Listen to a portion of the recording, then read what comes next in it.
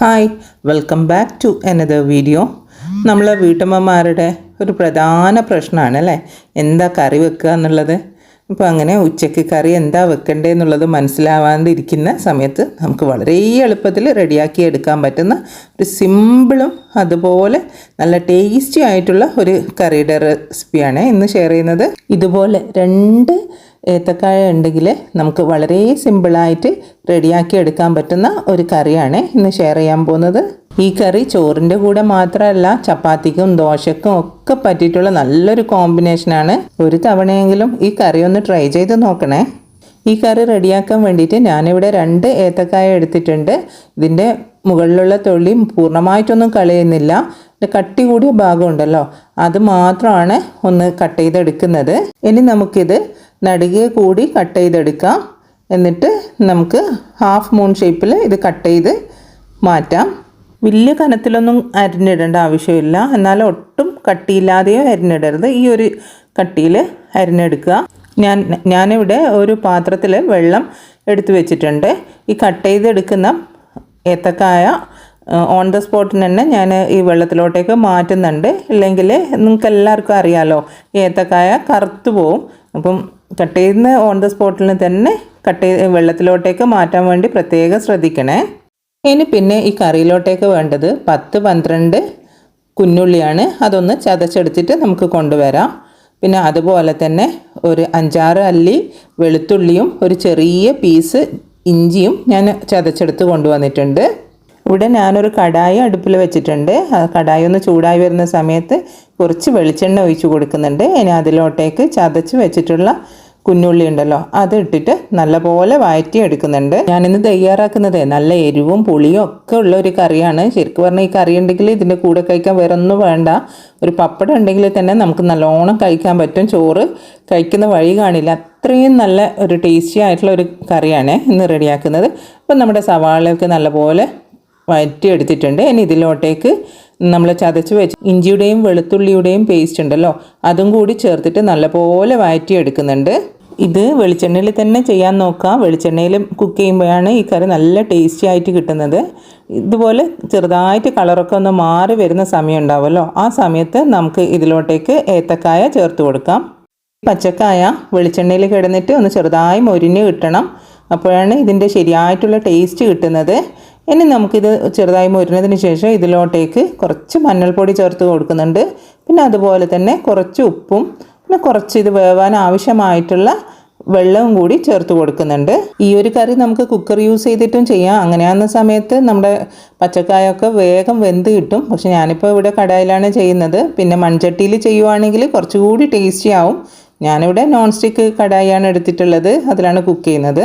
ഇനി പച്ചക്കായ ഒന്ന് വെന്ത് വരട്ടെ, അപ്പോഴേക്ക് നമുക്ക് ഒരു അരപ്പ് റെഡിയാക്കി എടുക്കാം. ഞാനിവിടെ മിക്സിയിലോട്ടേക്ക് അരമുറി തേങ്ങ ചേർത്ത് കൊടുക്കുന്നുണ്ട്. 2 ടേബിൾ സ്പൂണ് കാശ്മീരി ചില്ലി പൗഡറും കൂടി ചേർത്ത് കൊടുക്കുന്നുണ്ട്. നിങ്ങൾക്ക് വേണമെങ്കിൽ എരിവുള്ള മുളക് പൊടിയും കാശ്മീരി ചില്ലി പൗഡറും മിക്സ് ആക്കിയിട്ട് വേണമെങ്കിലും ചേർക്കാം. പിന്നെ 1.5 ടേബിൾ സ്പൂണ് മല്ലിപ്പൊടിയും കൂടി ചേർത്ത് കൊടുക്കുന്നുണ്ട്. പിന്നെ കുറച്ച് വെള്ളം ഒഴിച്ച് കൊടുക്കുന്നുണ്ട്. ഇത് അരിയാൻ വേണ്ടി മാത്രം ഉള്ളത്. എന്നിട്ട് ഈ അരപ്പ് നല്ലപോലെ അരച്ചെടുക്കാം. അപ്പോഴേക്കും നമ്മുടെ പച്ചക്കായ ഇതാ നല്ല പോലെ വെന്ത് വന്നിട്ടുണ്ട്. ഒരുപാട് വെന്ത് ഉടഞ്ഞു പോയിട്ടൊന്നുമില്ല. നമ്മൾ നെയ്യിലൊക്കെ ഇട്ട് വഴറ്റി എടുത്തത് കൊണ്ട് തന്നെ ഉടഞ്ഞു പോകുന്ന പ്രശ്നമൊന്നും ഈ കായക്ക് ഉണ്ടാവില്ല. ഇനി ഇതിലോട്ടേക്ക് കുറച്ച് പുളിവെള്ളം പീനൊഴിച്ച് കൊടുക്കുന്നുണ്ട്. ഈ പുളിവെള്ളത്തിൽ കിടന്നിട്ട് ഒന്ന് തിളച്ച് വരണം. അതിന് ശേഷമാണ് നമ്മൾ അരപ്പ് ചേർത്ത് കൊടുക്കുന്നത്. ഇപ്പം നല്ലപോലെ ഒന്ന് തിളച്ച് വന്നിട്ടുണ്ട്. ഇത് വളരെ സിമ്പിളായിട്ട് നമുക്ക് റെഡിയാക്കി എടുക്കാൻ പറ്റുന്ന ഒരു കറിയാണ്.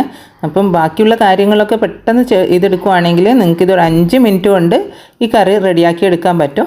ഞാനിതിപ്പം ഇതിലോട്ടേക്ക് അരപ്പ് ഒഴിച്ച് കൊടുത്തിട്ടുണ്ട്. ഒപ്പം തന്നെ മിക്സിയുടെ ജാറ് ഒന്ന് കഴുകിയിട്ട് 1/2 കപ്പ് വെള്ളം കൂടി ഇതിലോട്ടേക്ക് ഒഴിച്ച് കൊടുക്കുന്നുണ്ട്. ഈ കറി നല്ലപോലെ ഒന്നുകൂടി തിളപ്പിച്ചെടുത്തിട്ടുണ്ട്. ഇനി ഇതിലോട്ടേക്ക് ഒരു തക്കാളി ഇതുപോലെ റൗണ്ടായിട്ട് നേരിയതായി കട്ട് ചെയ്തെടുത്തതും കൂടി ചേർത്ത് കൊടുക്കുന്നുണ്ട്. പിന്നെ എരിവിന് ആവശ്യമായിട്ടുള്ള പച്ചമുളകും കൂടി ചേർത്ത് കൊടുക്കുന്നുണ്ട്. ഞാനിവിടെ 5 പച്ചമുളകാണ് ചേർത്ത് കൊടുക്കുന്നത്.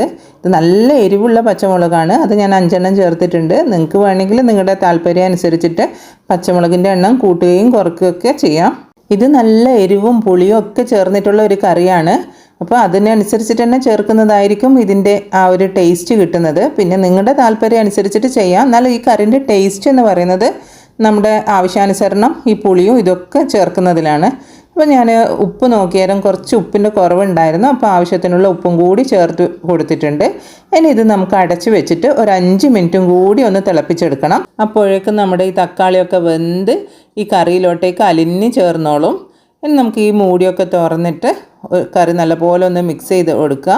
ഈ സമയത്ത് തക്കാളി ഒന്ന് ഈ സ്പൂണ് വെച്ചിട്ട് തന്നെ ഒന്ന് ഉടച്ച് കൊടുക്കുക. ഇനി നിങ്ങൾക്ക് പുളിയോട് താല്പര്യമില്ലാത്ത ആൾക്കാരാണെങ്കിൽ ഈ തക്കാളിയുടെ പകുതി കഷ്ണം ചേർത്ത് കൊടുത്താൽ മതി. ഇനി നമ്മൾ ഇതിലോട്ടേക്ക് ലാസ്റ്റായിട്ട് വറവും കൂടി ഇട്ട് കൊടുക്കുന്നുണ്ട്. വറവ് ഇട്ട് കൊടുക്കുമ്പോഴാണ് ഈ കറിൻ്റെ ശരിക്കുള്ള ടേസ്റ്റ് കിട്ടുന്നത്. അപ്പോൾ അതിന് വേണ്ടിയിട്ട് ഒരു ചെറിയൊരു കടായി വെച്ചിട്ടുണ്ട്. അതിലോട്ടേക്ക് കുറച്ച് വെളിച്ചെണ്ണ ഒഴിച്ച് കൊടുത്തിട്ടുണ്ട്. വെളിച്ചെണ്ണ ചൂടായി വരുന്ന സമയത്ത് ഒരു ടീസ്പൂൺ കടുക് ഒന്ന് പൊട്ടിച്ചെടുക്കുന്നുണ്ട്. ഈ കടുക് പൊട്ടി വന്നതിന് ശേഷം ഇതിലോട്ടേക്ക് വറ്റൽമുളകും കറിവേപ്പിലയും കുഞ്ഞുള്ളിയും ഒക്കെ ചേർത്ത് കൊടുക്കുന്നുണ്ട്. എന്നിട്ട് നല്ലപോലെ ഒന്ന് മൊരിയിച്ചെടുക്കുന്നുണ്ട്. ചെറുതായി അരിഞ്ഞെടുത്തിട്ടുള്ള കുഞ്ഞുള്ളിയാണ് ചേർത്ത് കൊടുക്കുന്നത്. എന്നിട്ട് ഇത് നല്ലപോലെ ഒന്ന് മൊരിയിച്ചെടുക്കുന്നുണ്ട്. ഇതിപ്പം നല്ലപോലെ മൊരിഞ്ഞ് എല്ലാം സെറ്റായി വന്നിട്ടുണ്ട്. ഇനി നമുക്ക് ഇത് ഫ്ലെയിം ഓഫ് ചെയ്തിട്ട് നമ്മുടെ കറിയിലോട്ടേക്ക് ചേർത്ത് കൊടുക്കാം. നമ്മുടെ കറി കണ്ടില്ലേ നല്ലപോലെ കുറുകി സെറ്റായിട്ടാണ് ഇരിക്കുന്നത്. ഇനി സെറ്റായിട്ടിരിക്കുന്ന ഈ കറിയുടെ മുകളിലോട്ടേക്ക് നമുക്കിപ്പം റെഡിയാക്കിയിട്ടുള്ള വറവുണ്ടല്ലോ അതിട്ട് കൊടുക്കാം. അതിട്ട് കൊടുത്ത ഉടനെ തന്നെ ഒന്ന് മിക്സ് ചെയ്യുകയോ ഒന്നും ചെയ്യരുത്.